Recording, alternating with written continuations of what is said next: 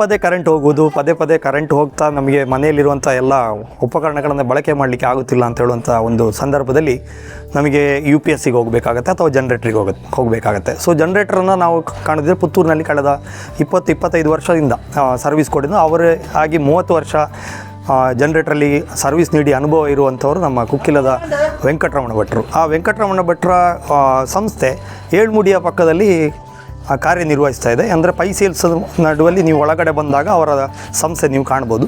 ಕುಕ್ಕಿಲ ಜನ್ರೇಟರ್ಸ್ ಅಂತೇಳಿ ಈಗ ಮಾರುಕಟ್ಟೆಗೆ ಬಿಡ್ತಾ ಇದ್ದಾರೆ. ಅವರದ್ದೇ ಆದ ಜನ್ರೇಟ್ರನ್ನು ಅವರು ಮಾಡಿ ಈಗ ಮಾರುಕಟ್ಟೆಗೆ ಬಿಡುವಂಥದ್ದು. ಸೊ ಆ ನಿಟ್ಟಿನಲ್ಲಿ ನಾವು Kukkila ಸಂಸ್ಥೆಯಲ್ಲಿದ್ದೇವೆ.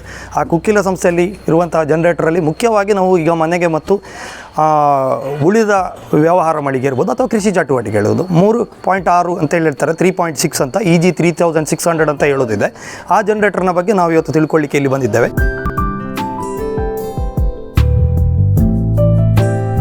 Kukkila generator model EG 3600 ಅಂತೇಳಿ. ಇದರಲ್ಲಿ ಮ್ಯಾಕ್ಸಿಮಮ್ ಔಟ್ಪುಟ್ಟು 3200.